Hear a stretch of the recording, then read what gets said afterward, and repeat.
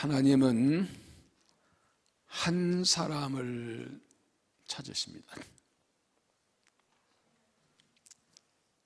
하나님의 뜻을 이루어드릴 그 한 사람, 하나님이 찾으십니다. 하나님 또 이런 데 쓰실 그 한 사람을 찾고 계십니다. 하나님은 여러분이 그 한 사람이 되기를 원하십니다. 하나님은 내가 그 한 사람이 되기를 원하십니다. 하나님께 주목하십시오. 하나님께 시선을 맞추십시오. 하나님의 눈을 피하지 마십시오. 하나님께 주목하고 하나님 집중하십시오. 다른 사람의 신경 쓰지 마십시오. 하나님은 나에게 말씀하시고 내게 은혜주시고 나를 통해 일하시려고 나를 부르십니다. 오늘 이 시대 하나님께서 쓰실 사람은 바로 나입니다.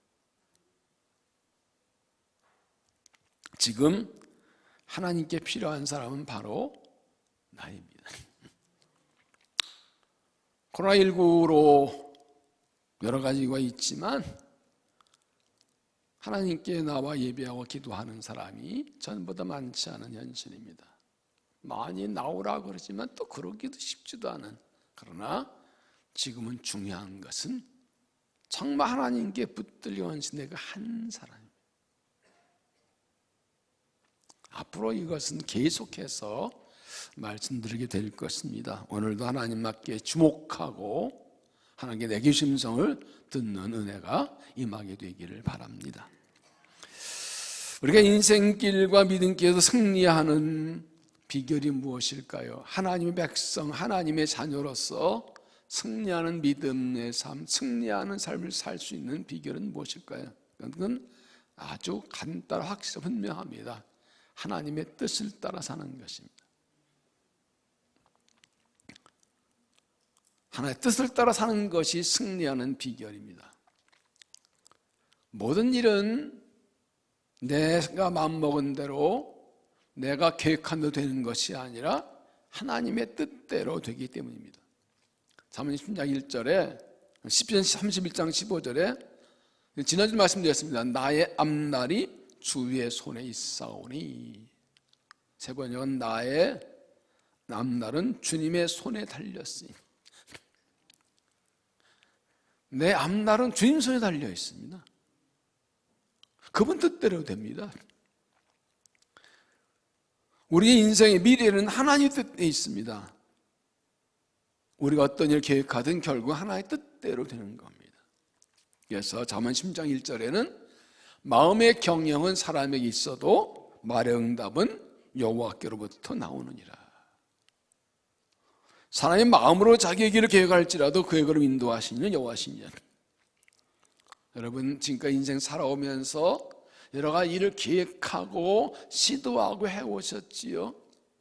내 생각과 계획대로 된 것이 얼마나 있나요? 잠언 19장 21절에도 사람의 마음에는 많은 계획이 있어도 오직 여호와의 뜻만이 완전히 서리라. 그럼 어떻게 되나요? 내 인생이 우리 앞날에 하나의 손에 있다면, 우리가 어떤 계획을 세운다 해도 그 하나의 뜻대로 되는 것이라면 어떻게 되나요? 잠언 10장 3절은 분명히 말씀합니다. 너의 행사를 여호와께 맡기라. 그리하면 네가 경영한 것이 이루어지리라.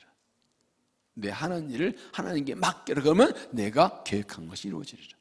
역설이죠. 하나님의 뜻을 무시하고 하나님 빼놓고 내가 어떤 계획해도 그게 안 되는데, 내 모든 하나님께 맡기면 내 경영하는 것이 이루어진다.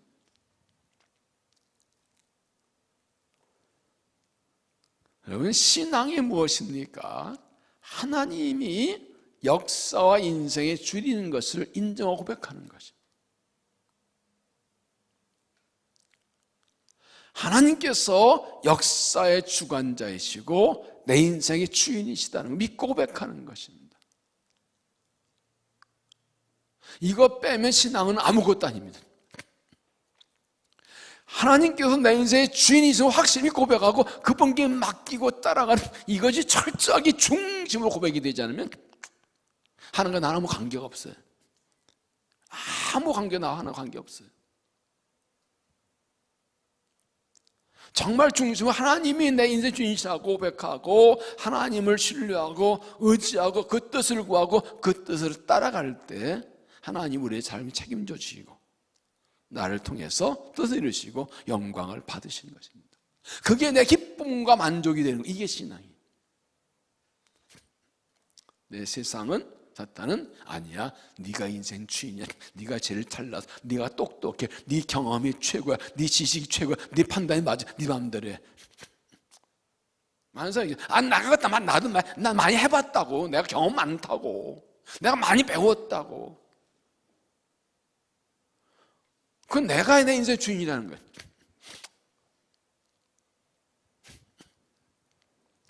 그래서 하나님 무릎 꿇고 하나님 나의 주인인 나를 다스려 달라고, 주의 뜻을 알려달라고, 그 뜻 따라가면 얼마나 편한지 몰라요. 하나의 뜻을 따라가는 복된 삶, 주의 뜻 안에 내 뜻 이루어지는 복된 삶, 쓰임받는 복된 삶이 되시길 바라며, 그러면 삶이 어떻게 변하든 불안하지 않아요.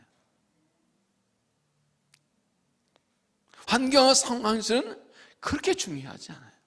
하나님 붙들고 계시는데.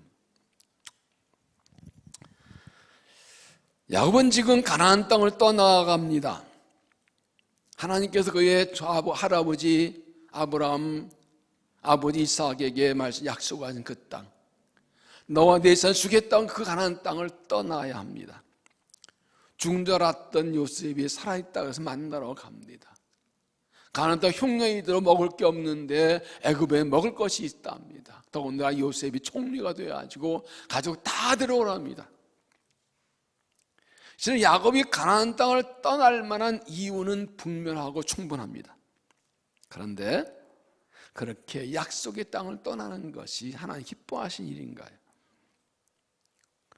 죽으려던 아들이 살았더니 만나러 가는 것 당연합니다. 가나안 흉년 들듯이 곡식만 먹고 살기 애굽 땅 가는 거 당연합니다. 그러나 그렇지만 하나님이 약속의 땅인데 떠나지 않고 남아 있어야 되는 거 아닌가요?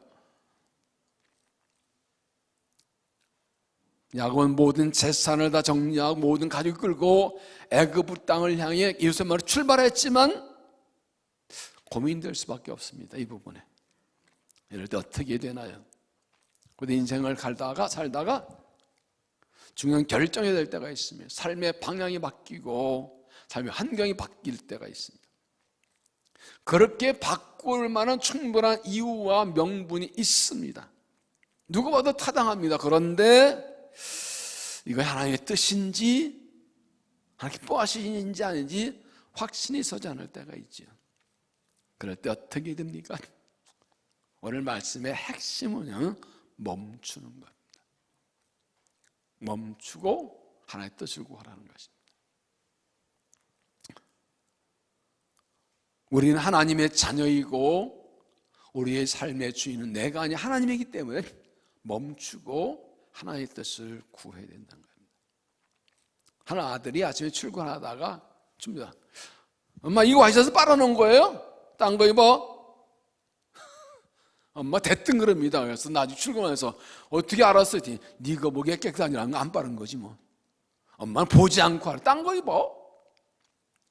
내가 보기에 확실하지 않은 거 아닙니다. 하나님께 물어야 됩니다. 여러분, 우리 어떤 일을 결정할 때 가장 중요한 기준은 무엇입니까? 상식적으로 말하면 이게 옳은 일인가 아닌가이죠. 옳은 일이면 하고 옳지 않으면 안 해야 되지요. 그런데 현실은 안 그렇습니다. 사람들이 이렇게 결정합니다. 유익한가 아닌가. 요즘 사람들은 요즘에 옛날에 인간은 똑같아요. 옳은 일이라도 내게 유익이 없으면 안 하려고 합니다. 내게 유익이면 옳지 않은 일도 합니다. 이게 타락한 인간이에요. 그래서 사람은요, 나한테 좋으면 선이고 나한테 싫으면 악이요. 이게 타락한 인간의 본성이에요. 우리의 조상 하와 할머니, 아담 할아버지 때도 그랬어요. 그러나 하나님 백성의 가장 중요한 기준은 내게 위기인가 손해인가가 아닙니다. 옳은가 옳지 않은가도 아닙니다. 하나님의 뜻인가? 하나님의 뜻인가? 이건 죽을 때까지 영적 싸움입니다. 너 이렇게 하면 좋잖아, 이렇게 하면 편하잖아, 너한테 위기잖아, 누가 봐도 괜찮은 일이잖아, 다 좋아요, 유익도 좋고 유혹도 다 좋은데 결정 중요한 건 하나님의 뜻인 거예요. 여기서 벗어나면 모든 게 실패입니다. 그러나 여기에 합하면 모든 게 성공입니다. 하나님 백성은 하나의 뜻이면 내게 유익이 없어도 가는 겁니다. 하나의 뜻이 아니면 내게 유익이 있어도 안 가는 겁니다. 내가 가는 길이 옳은 길인지, 그 하나의 뜻이 무엇인지 분명하지 않을 때 어떻게 되냐. 그래서 신앙의 핵심은 겸손이에요. 겸손은 하나님 앞에 자기를 낮추는 거예요. 성경이 아니더라도 벼는 익을수록 고개를 숙인다 그런 말이죠. 신앙이 깊을수록 점점 낮아져요. 오래 믿을수록 점점 기도를 많이 하고 말씀 많이 봐요. 하나의 뜻대로 가야 돼요. 하나의 뜻 안 벗어나면 큰일 나니까. 신앙이 어릴수록 맞다고 뛰는데, 내가 맞다고 뛰는데 하나의 뜻이 아닌 하나의 뜻 벗어날 경우가 참 많아요. 그래서 성 어거스틴에게 누가 물었습니다.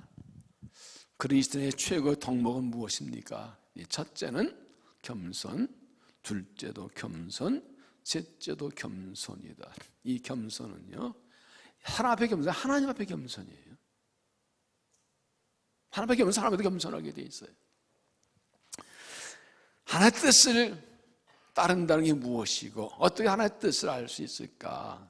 하나님의 뜻을 따라갈까? 함께 찾아옵니다. 첫째는 하나님의 인도를 구하라. 하나 인도를 구하라.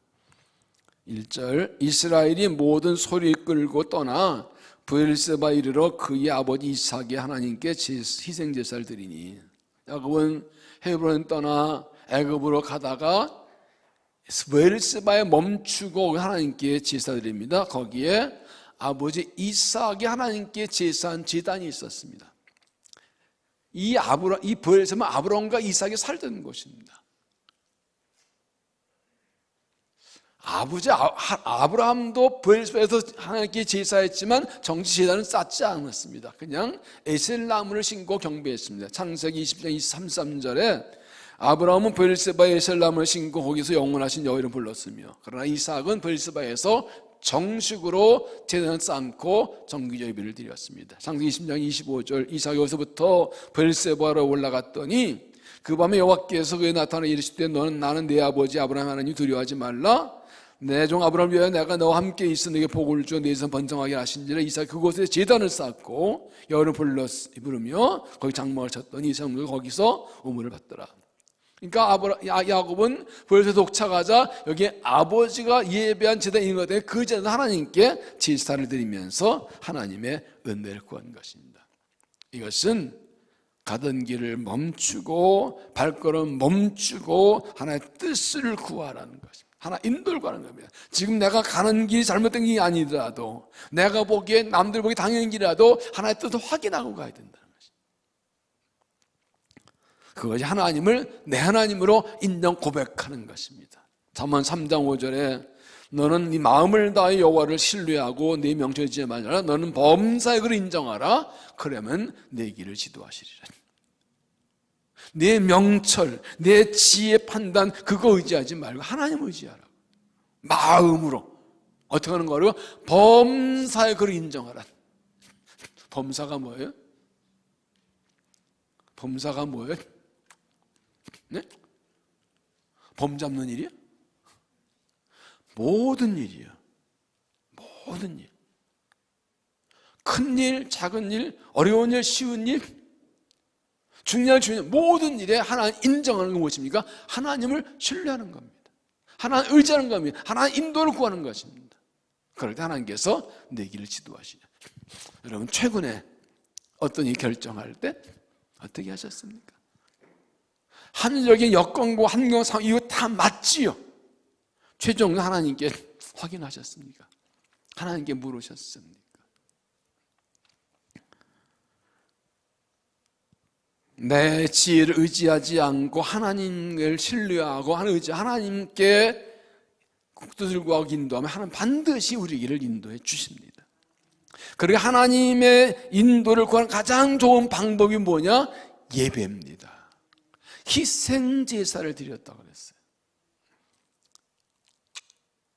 여러분 아브라함도 하나님 부르심 받고 고향과 아버지를 떠나서 가나안 땅 들어가서 가장 먼저 할 일이 하나님께 예배하는 것입니다.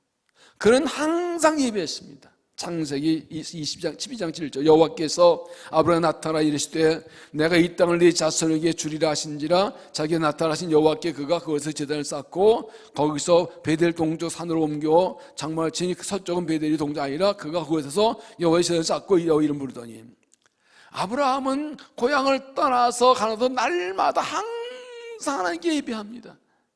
왜 그런가요? 예배하지 않으면 살 수가 없어요. 고향을 떠나왔어요. 아무도 아는 사람이 없어요. 당시 부족사이기 때문에 보호할 사람이 없어요. 하나님 아니면 살 수가 없어요. 그러니까 날마다 하나님께 예배하면서 하나님 오늘도 도와주세요. 오늘도 인도해. 함께 오늘 어떻게 살아야 돼? 매일매일 예배하는 겁니다. 그 하나님의 인도를 받았기 때문에 항상 예배할 수밖에 없는 거예요. 그게 생존이 걸린 문제예요. 여러분 예배는 우리 하나님의 백성의 생존의 문제입니다. 예배하지 않으면 하나님 만날 때 하나님의 인도 받을 수가 없어요. 들어도 안 들어도 되는 게 아니에요. 예배는 하나님과 유일한 관계, 하나님께 기도하고 말씀 듣고 왔고 인도 그 하나님 일을 경험한 그 유일한 수다 예배. 그래서 신앙물이 뜨는데 가장 공격이 예배의 공격이 들어오는 겁니다. 예배를 대충 소홀히 드리라고. 이런 기도원가 있었지만 수요일날 요즘 좋은 세상에 거기서 기도원에서 이 와이프가 되니까 다 노트북 틀어놓고 유튜브로 여러분 같이 예배 드렸습니다. 새벽 기도 그랬습니다. 요즘 같은 좋은 상황 어디 있어요? 우리가 날마다 예배한 이유도 하나님의 인도를 받아야 됩니다. 하나님께 이스라엘 백성들을 애굽에 구하신 이유가 뭐라고요? 내 백성이 내게 제사하게 하렵니다. 내 백성 보내라 그들이 나에게 제사할 것이다. 광야 40년 예배, 날마다 예배하는 훈련하신 거예요. 그 후에 가나안 땅 들어가게 하신 거예요. 하나님께서 이스라엘 백성을 애굽에서 건져내신 후에 1년 동안 시내산 밑에 있으면서 모세한테 계명 주시고 뭐해서 성막 짓게 하셨어요. 애굽에서 나올 때 애굽 백성들이 막 빨리 나가고 금은 보화를 다 주는데 그거 갖다가 성막을 짓습니다. 그리고 성막이 완성된 날에 하나님의 구름이 임재하고 그때부터 하나님께서 그들을 인도하기 시작하십니다.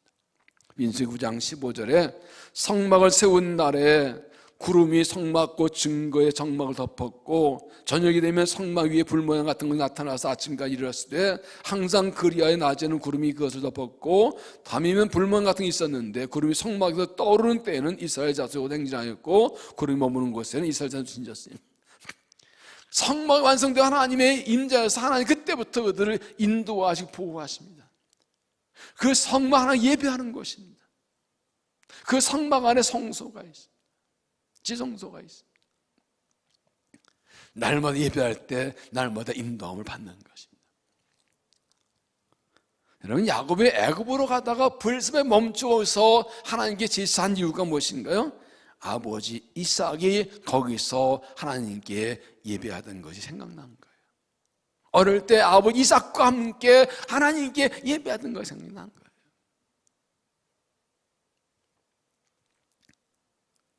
이게 뭘 말합니까? 우리가 우리 자녀에게 물려주고 무엇입니까? 예배한 신앙을 물려줘야 되는 거예요. 날마다 하나님 예배하고 함께 예배, 가정 예배하고, 그래서 하나님 날마다 하나님 만나고 하나님 경배하고 하나님 은혜 받고 하나님 인도받는 이것을 가정에서 보여주고 경험하게 되면 우리 아들 딸도 나중에 장성해서라도 늘 예배하면 하나님 인도를 받고 살 것입니다. 딴 길로 안 갈 것입니다. 예배 신앙을 물려주는 게 얼마나 중요한지. 예배가 우리가 우리 자손들을 살리는 거예요. 여호수아 9장에 보면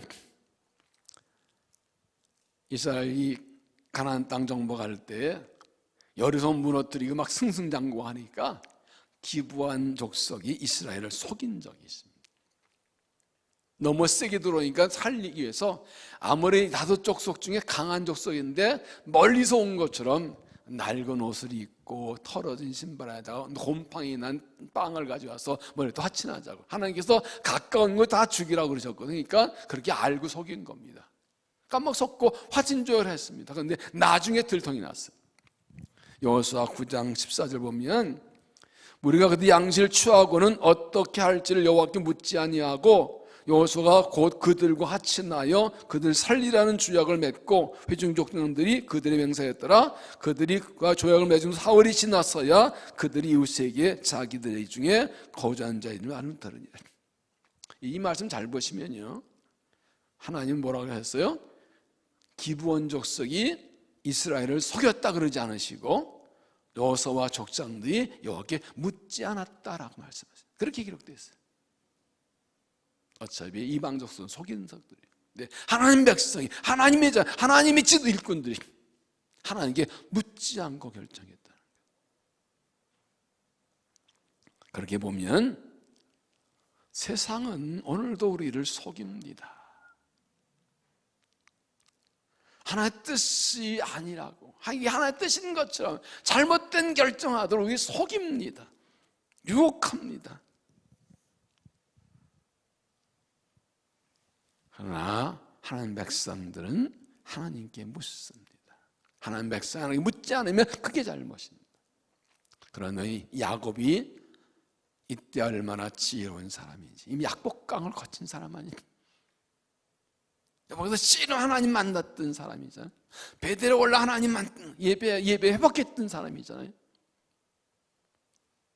하나님께 가던 길을 멈추고 하나님께 제사드리고 인도를 구하는 야곱처럼 우리가 우리 가정이 늘 하나님 예배하며 하나님 인도를 구하고 하나님 인도받고 주가 약속하신 그 길로 달려가는 믿음이 되시기를 바랍니다. 두 번째는 과거의 잘못을 반복하지 말라. 과거의 잘못을 반복하지 말라.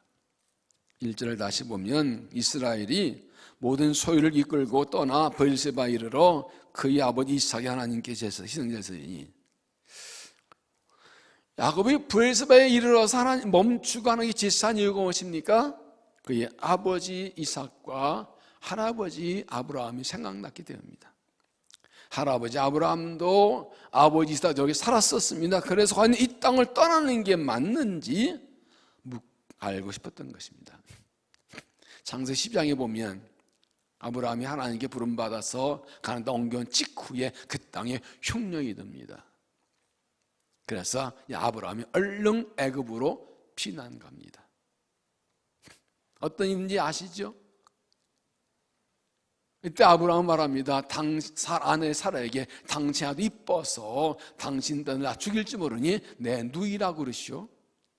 그렇게 약속했습니다. 애굽왕이 보고 이뻐서 누구냐 이러니까 누이니까 뺏어갔습니다. 작전이 실패했어요. 그런데 사라가 누굽니까? 하나님께서 택한 아브라함의 아내로 약속의 자녀 낳을 사람이 어떻게 이방에 덮여 하나님께서 막으십니다. 애굽왕 바로를 치십니다. 깜짝 놀라가지고 애굽왕 바로가 아내를 돌려줍니다. 하나님 때문에 아내 샀지만 망신 강아지 망신을 당했습니다. 그런데 창세기 26장 보면 이삭 때 똑같은 상황이 와요.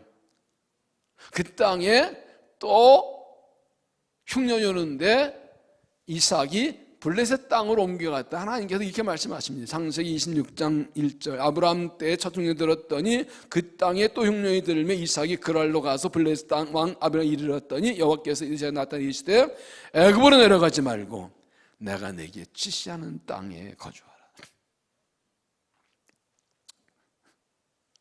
할아버지 아브라함은 흉년 때 애굽으로 피난 갔다가 엄청난 일을 당했습니다. 아버지 이삭 때 또 흉년인데 하나님께서 애굽으로 가지 말라고 그러시면 뭐라 해서 내가 지시한 땅에 거주하라. 하나님 백성은 사는 것도 어디 살아야 된다고요? 하나님이 살라고 하신 데 살아야 된다고. 그리고 하나님이 그때 이삭에게 복을 주셨습니다. 야곱은 이것을 알고 있습니다. 하나님 백성은 애굽으로 가지 말고 하나님을 따라 산다. 그 하나님이 아버지 이삭에게 하신 명령이 유효한지 알고 싶은 겁니다. 하나님, 우리 할아버지 야곱은요, 애굽을 피해 갔다가 아주 혼났었고요. 우리 아버지 이삭한테는 애굽 가지 말는데 이게 아주 유효합니까? 아들 요셉이 살아있을 때 만나러 가야 되겠고요. 가난한데 양식이 떨어져 가지고 지금 먹고 살기 위해서 가는 게 맞는데 하나님 뜻만 이 땅 떠나도 됩니까? 하고 물어본 겁니다. 왜 그렇습니까?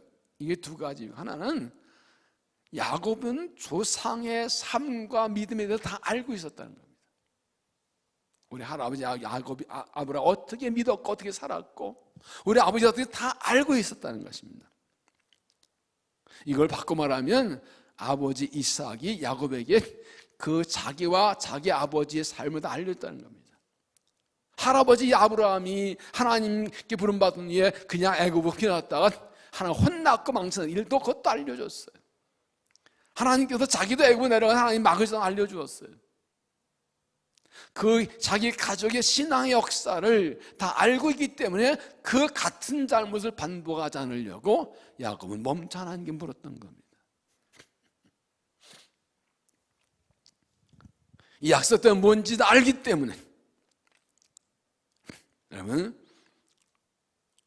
두 가지를 말합니다. 하나는 우리가 우리 자녀들에게 우리의 삶에 알릴 때 내 실패도 알려줘야 돼요. 내가 잘한 거 알려주지 말고. 어떻게 인간이 완벽할 수 있어요? 실패도 알려줘야 우리 아들, 딸은 같은 실패를 안 해. 아주 중요해요. 이게 솔직히 이게 진짜 유산이에요. 인간이 완불안해요. 근데 실패를 통해서 일하시고 실패를 통해 배우고 고난 통해서 배우고 잘못도 배우고 그걸 넘어섰고 회개 이것도 알려주는 거예요. 그래야 돼요. 야곱은 아버지에게서 할아버지 아브라함의 실패도 배웠고 아버지 이삭에게 하나님 말씀을 다 배웠기 때문에 다시는 같은 실패 반복하지 않으려고 하나님께 물어보는 겁니다. 지금 야곱의 마음속에 뭐가 있어? 내가 같은 과거의 일을 반복하지 않겠다. 이게 뭘 말하는가 하면요, 우리가 우리의 조상들에게서 물려봤지만 좋은 건 물려받고 좋지 않은 걸 물려받지 않겠다는 결단이 필요하다는 것만. 지금 4월 마지막 주일 그 비전 찬양잔치에서 제가 예레미야 9장 말씀을 드렸죠. 예레미야 9장에서 하나님께서 이스라엘을 심판하신 이유를 이렇게 말씀하세요.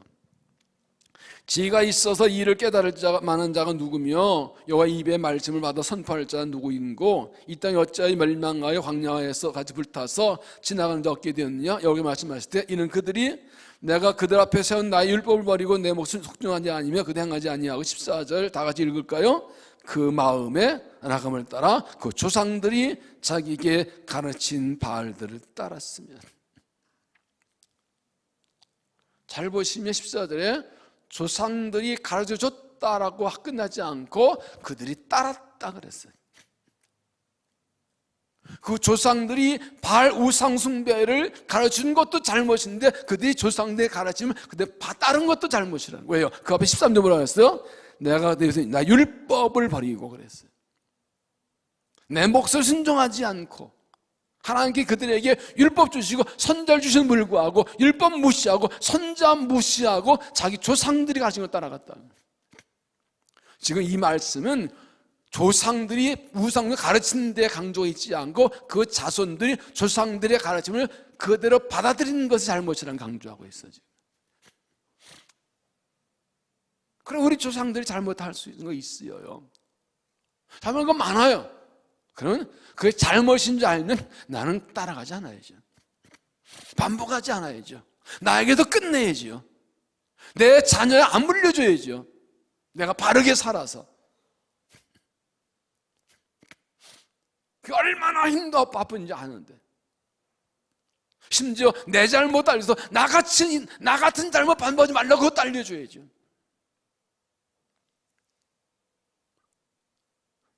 나 더 이상 더 이상 나는 조상들의 잘못을 반복하지 않겠다고 그 결단이 있어야 되죠.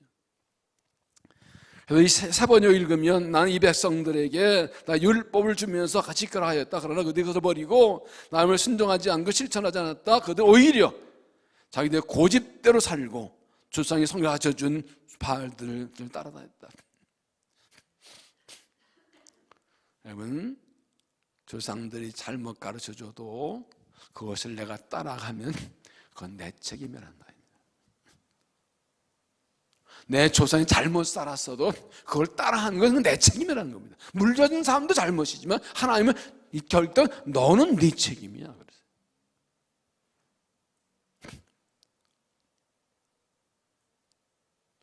과거에 넓히 조상 잘못이고 쪽지는 가면 내가 과거에 반복하지 않겠다. 옛날 그래서 이제 그렇게 안 살겠다. 전에는 내가 그렇게 살았지만 이제 아니라는 그런 결단이 필요하다.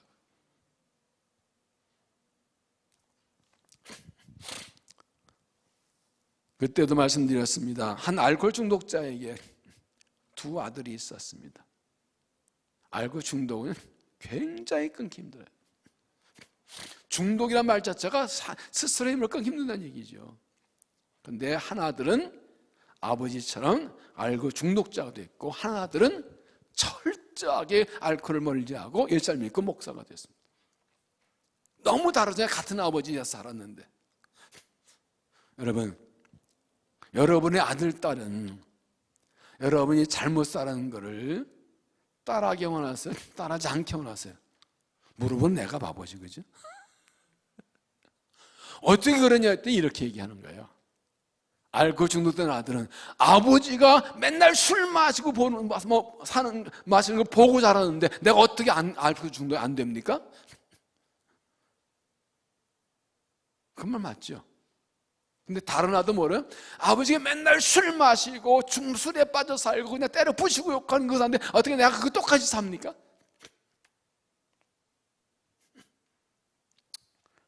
결국 결단은 내가 하는 거라고.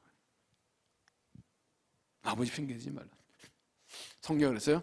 아버지가 포도 먹었는데 아들이 이가 쉬지 않는다 그랬어요. 그러면 우리가 조상들의 잘못을 반복하지 않겠다는 결단, 그러니까 하나님의 뜻을 구하는 게 필요한 거예요. 이 나라 역사의 죄악의 역사를 나에게서 끝내야 돼요. 내가 잘못 산 것도 충분해요. 오늘 그래서 이제부터는 아니에요. 이제부터는 다르게 살아야 돼요. 나로 충분해. 우리 아들, 딸은 그렇게 살면 안 돼요.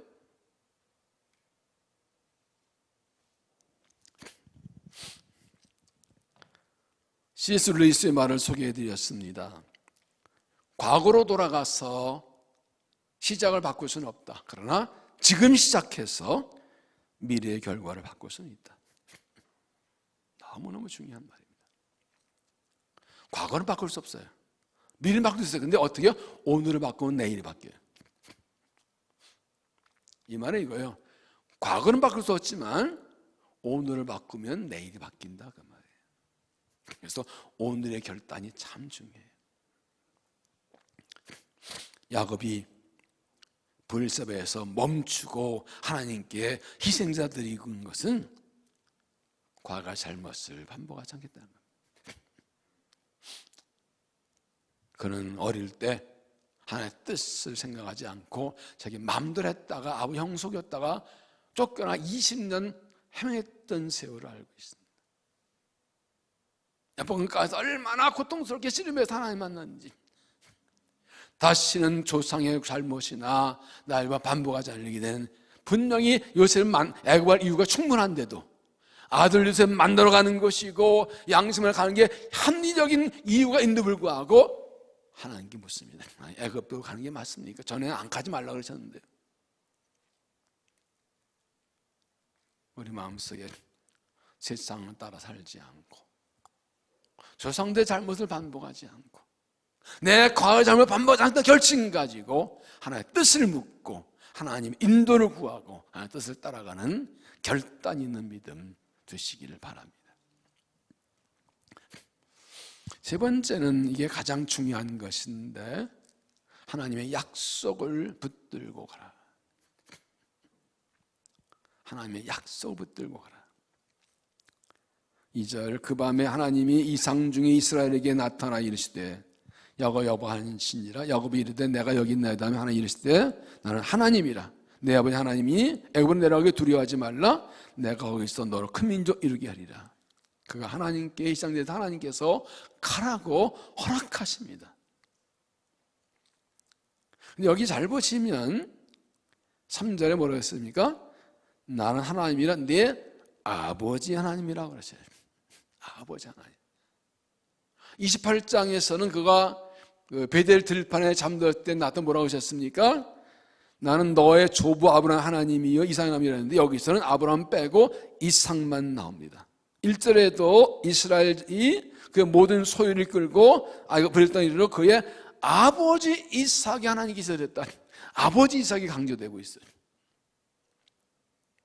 이것은 뭘 말합니까? 야곱이 아버지 이삭에게서 신앙을 물려받았다는 것을 의미하고 있습니다.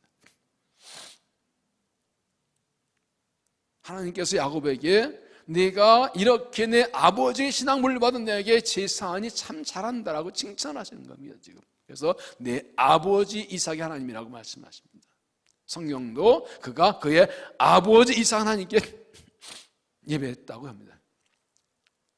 만약 야곱이 세상을 떠날 때 요셉의 축복을 뭐냐면 내 아버지 하나님 너와 함께 하신다고 또 말합니다.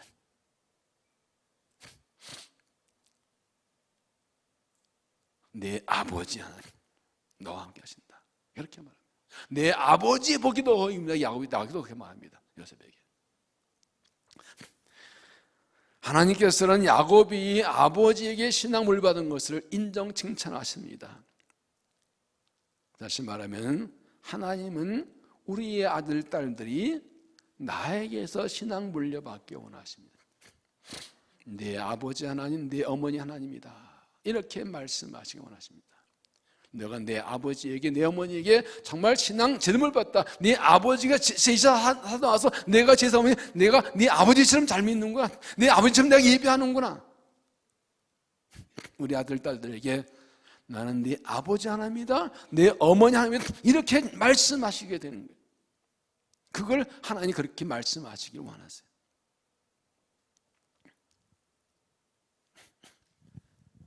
하나님, 우리의 자녀가 우리 부모에게 신앙을 얻고 나처럼 우리처럼 하나님께 예배하고 하나님의 뜻을 묻고 사는 삶을 살기 원하신다는 것을 보여줍니다. 하나님은 내 아버지 하나님입니다, 내 어머니, 이렇게 고백할 수 있도록 하나님 예배하는 살다 물려주는 믿음이 되시길 바랍니다. 하나님의 약속이 나옵니다. 3절에 내가 거기서 너로 큰 민족 이루게 하리라. 이 하나의 약속입니다. 이건 하나님께서 아브라함에게 주신 약속이고 그 아버지 이삭에게 주신 약속이고 야곱에 이어져 가는 겁니다. 분명히 하나님께서 말씀하셨습니다.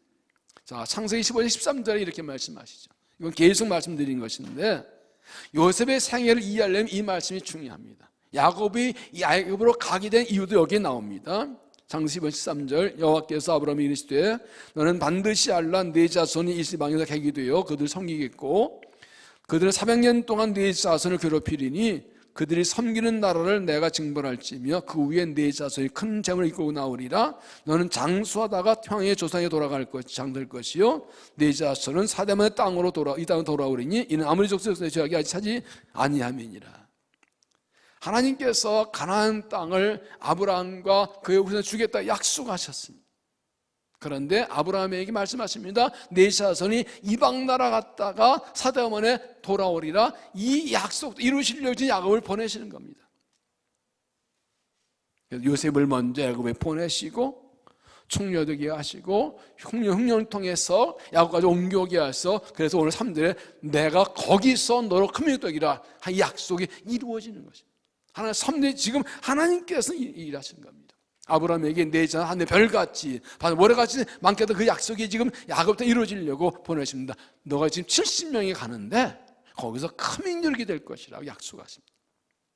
또 4절에는 내가 너와 함께 애굽으로 내려가겠고 반드시 너를 인도하여 다시 올라올 것이며, 애굽으로 내려갔다 가나안 땅 올라온다. 내가 너를 내려보낸다. 아브라함 말한 대로 큰 일 이루게 하고 내가 다시 이 땅으로 돌아오게 하겠다. 하나님이 약속 주십니다. 그럼 됐지 뭐. 그럼 가는 거죠. 그리고 이렇게 말씀합니다. 내가 너와 함께 애굽으로 내려가겠고, 너와 함께. 하나님께서 약속을 주실 때는 약속이 이룰 때까지 우리와 함께 가십니다. 함께 하십니다. 그 길이 애굽이라도, 아무도 아는 사람 없는 길이라도 하나님의 약속이 있으면 하나님 함께 하시고, 약속 이룰 때까지 함께 해주십니다. 요셉이 그의 손으로 너희는 한 길을 그러니 야곱은 거기서 평안히 인생을 마칠 것이라는 것을, 그리고 그 후손들이 이룰 것을 말씀하고 있습니다. 하나님이 택한 백성이고 약속 줄 때 약속 이룰 때까지 하나님이 함께 하실 것이라. 그래서 우리가 하나님의 약속 붙들고 가면 하나님께서 우리와 끝까지 함께 해주십니다. 그래서 요셉이 죽으면서 가족들에게 이렇게 말하죠. 창세기 50장 24절. 요셉이 그 형제들이 이르되 나는 죽을 것이나 하나님이 당신들을 돌보시고 당신들이 이 땅 인도에 내사 아브라함, 이삭, 야곱에게 맹세한다 이렇게 하시리라 하고, 요셉이 또 이스라엘 자손의 맹세기를 기르기 하나님 당신들을 돌보시니 그 당신들 여기서 내 해골을 메고 올라가겠다 하라 했다. 요셉이 주말합니다. 요셉은 말이다. 하나님께서 반드시 우리 민족을 하나님이 가나안 땅으로 보내주실 것입니다. 약속대로 주실 것입니다. 그때 내 해골을 가져다가 그 땅에 묻어주세요. 먼 미래에 하나님이 약속 이룬 걸 바라보고 그 약속 믿고 그 약속 바라보고 요셉은 살고 죽었어요. 그리고 이스라엘에서 나올 때 그 말대로 요셉의 해골을 가지고 나옵니다. 출애굽기 13장 18절. 이스라엘 자손이 애굽 땅에서 대열을 지어 나올 때 모세가 요셉의 유고를 가졌으니 이는 요셉이 이스라엘 자손으로 단단히 맹세하게 하여 이르기를 하나님이 반드시 너희를 찾아오시니 너희는 내 유고를 여기서 가지고 나가랬습니다. 하나님 딱 약뜻과 선대로 이상 크게 번성하고 모세는 나올 때 그 요셉의 유언이 대대로 이어져서, 그러니까 이스라엘 백성들은 애굽에 살지만 하나님께서 언젠가 우리를 가나안 땅으로 돌보낸다는 그 하나님 약속을 붙들고 살았다는 것이죠. 요새 의도적으로 이 약속 붙들게 하려고 유언을 남겼고, 이것이 이어져서 이스라엘 백성들이 오랜 기간 지난 후에도 요셉의 해골을 굳이 찾아가지고 나옵니다. 우리 창녕학교의 그 최기성 목사님이 돌아가셨을 때 저보고 하간 예배 설교해달라고 그래서 기도하다가 이 말씀으로 제가 설교했습니다. 여기서 내 해골을 가지고 와라. 우리는 천국의 소망이잖아요, 그죠? 주님 다시 오실 우리는 죽더라도 그 나라 들어갈 것이라고요. 그랬더니 나중에 어떤 권사님들이 그 교원들이 은혜 받았다고 그러다. 뭐 은혜 받 말씀 그대로 맞죠? 은혜 받죠, 당연하죠.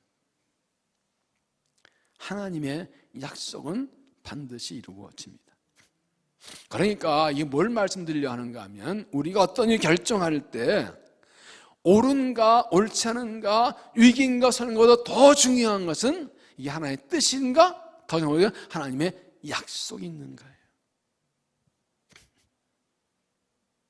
이게 중요한 거예요. 길이 열려 있고 모든 조건이 좋아도 하나님 약속 없으면 그건 실패할 수밖에 없습니다. 하나님 관계 없어요. 그러나 남들 보기에 이게 힘든 일이고 어려운 길이고 앞에 안 보이는 길이라도 하나님의 약속이 있는 길이면 성공하는 겁니다. 하나님이 약속도 이루어 주실 거니까요. 우리가 하나님 인도를 구하면 응답할 약속을 주십니다. 성경은 약속의 책입니다. 성경에 숨은 약속들이 있습니다. 하나님께 기도하고 예배할 때 하나님께서 말씀으로 약속 확인해 주십니다. 그 약속 붙들고 가는 겁니다. 우리에게 중요한 것은 환경이나 상황이 아니에요. 이유나 명분이 아니에요. 하나님의 약속이에요. 하나님께서 역사의 주관자이고 내 인생 주인이기 때문에 하나의 뜻이면 가는 거고 약속 있으면 되는 겁니다. 믿습니까? 마스크 써서 그런지 아멘 소리가 전부 다 70%밖에 안 나와요. 한 90% 올립시다. 하나님 약속 붙들고 확인하고 약속 붙들고 나가서 약속 이루어지신 은혜를 입으시기를 바랍니다. 오래전에 어떤 여집사가 기도를 부탁해 왔어요.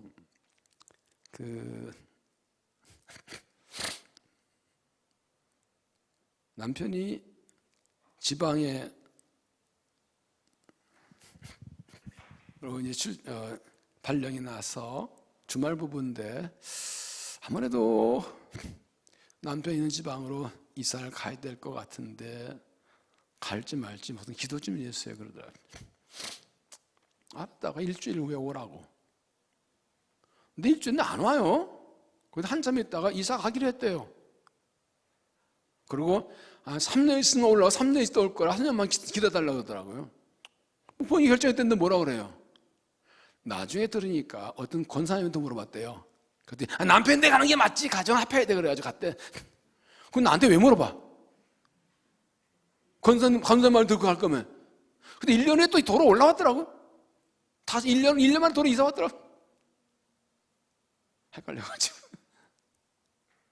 그럼 결국 뭐예요? 누가 결정해? 자기 결정한 거지.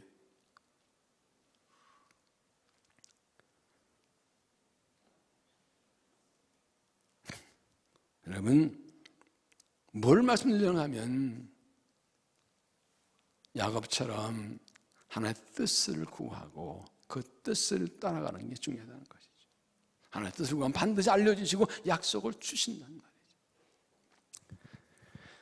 야곱이 올라가는 모습을 봅시다. 5절 야곱이 브엘세바에서 떠날새 이스라엘의 아들들이 바로가 그를 태우려고 보낸 수레 자기들의 아버지 야곱과 자기들의 처자들을 태우고 그들의 가축과 가나안 땅에서 얻은 재물을 이끌었으며 야곱과 그의 자손들 다 함께 애굽으로 갔더라.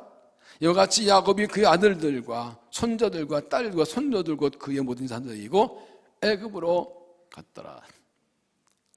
이 애굽으로 갔더라 이 두 단어가 그냥 나온 게 아니라 야곱이 분명한 명분과 이유가 있지만 하나님의 뜻을 구하고 하나님의 약속을 보고 하나님께 예배하고 뜻을 구하고 약속 따라 갔다는 게 중요한 겁니다. 이 약속이 얼마나 중요한지 민수기 13장 14장에 보면 이스라엘 백성들이 애굽 나와서 1년 성만 후에 가나안 땅 입구에 오지요. 바가데스바네에 열등의 정탐 위에 들어가서 40일 동안 땅을 다 정탐 먹읍니다. 얼마나 적과 꿀린 땅인지 포도송이 하나가 두 사람이 어깨 밀 정도로 비옥한 땅입니다. 그런데 10명이 뭐라고 보겠습니까? 이 땅 사람들은 체격이 크고 그 성은 견고해서 우리 일속 우리는 가면 잡혀 죽습니다. 그들아 우리는 메뚜기 같습니다. 우리가 아무리 죽고 우리 아들 딸 나 노예 될 겁니다. 그래 백성 밤새 울며 이를 끌려 데리고 왔냐 돌아가자면 난리. 지금 모세 아론을 돌로 쳐 죽이는 난리입니다. 이때 여호수아 갈렙이 뭐라 그랬어요? 하나님 주신 땅이다. 하나님 주신다. 가자. 자 우리 밥이다.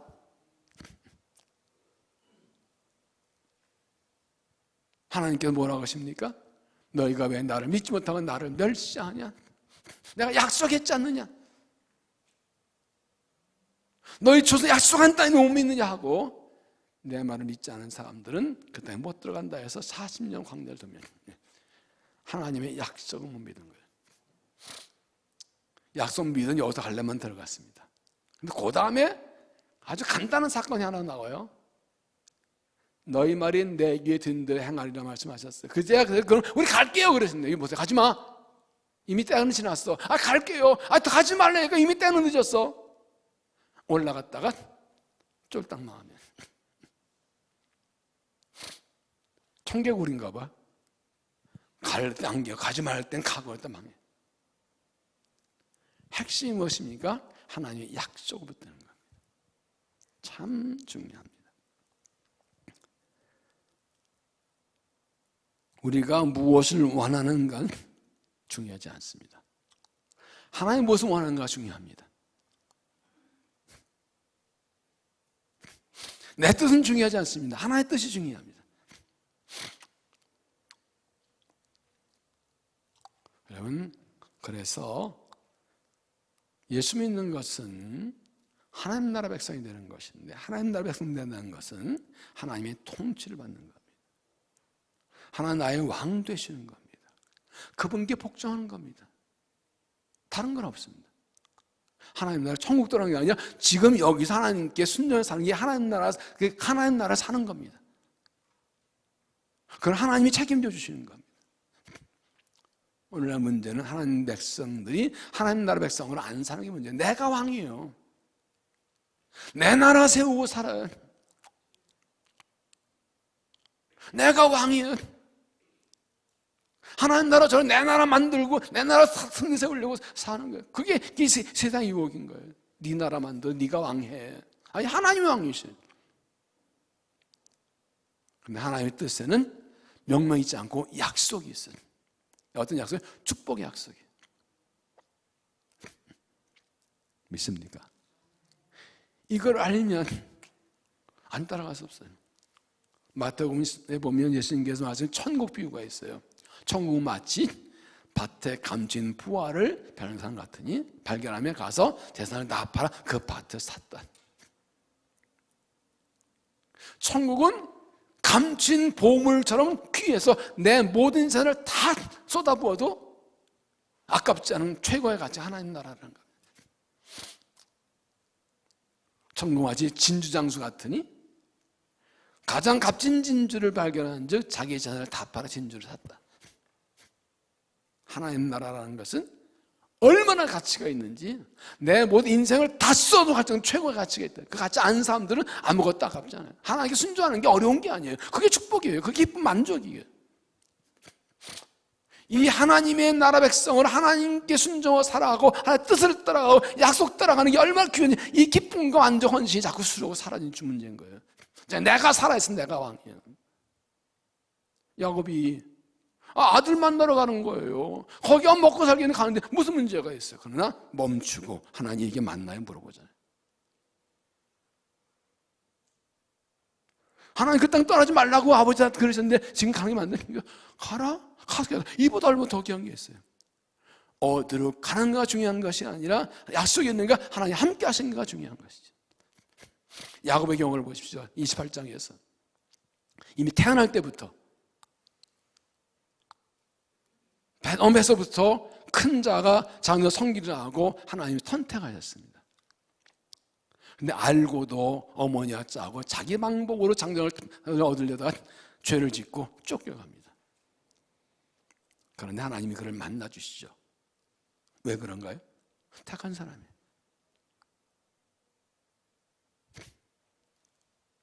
택한 사람이니까 만나주고 약속을 주셔요. 그 나쁜 놈한테 뭐라고요? 나는 내 할아버지 아브라함, 아버지 이삭의 하나님이다. 내가 너와 함께 있겠다.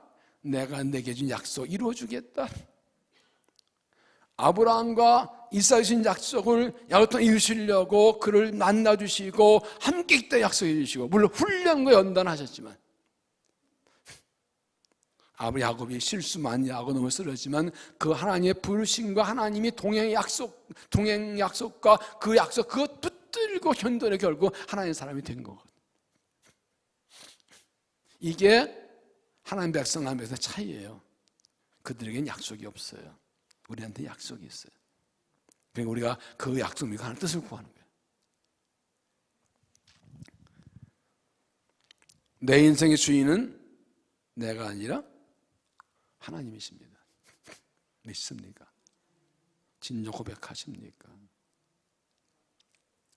모든 일은 하나님 뜻대로 됩니다. 그리고 하나님 뜻대로 되는 게 훨씬 더 좋습니다. 지금 우리의 현실과 상황이 많은 생각들, 환경들, 현신들, 소리들, 사상들 많이 우리에게 들어옵니다. 헷갈립니다. 혼란스럽습니다. 어디를 어떻게 할지. 그러나 신앙은 간단합니다. 하나님께 멈추고 예비하고 하나님 뜻을 구하면 응답하시고 약속하십니다. 너와 함께 하겠다, 약속 이루어주겠다. 그러면 됐습니다. 이 응답 받으면 편합니다. 모든 일에 하나님 뜻을 구하고 한 인도를 받으십시오. 멈추고 예비하고 기도하십시오. 과거의 잘못은 반복하지 않기로 결단하고 은혜를 구하십시오. 잘못된 유산 물려받지도 말고 물려주지도 말고 지난 잘못하면 반복하지도 말고 하나님 약속 붙들고 가십시오. 하나님께 기도하고 하나님 약속 붙들고 달려가서 내 발걸음마다 동행하시고 하나님과 함께 인도하시고 약속 이루어지는 그때 쓰임받고 약속 복권을 받는 믿음 될 수 있기를 주의 이름으로 축원합니다. 기도하겠습니다.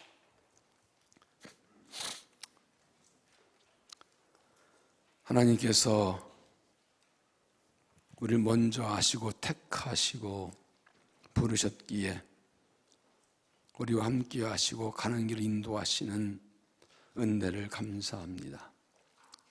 어디를 가야 할지 모를 때 이게 맞는 것인지 잘 알 수 없을 때 하나님께 멈춰서 예배하고 기도하면 만나주시고 응답하시고 약속하신 하나님을 찬양합니다.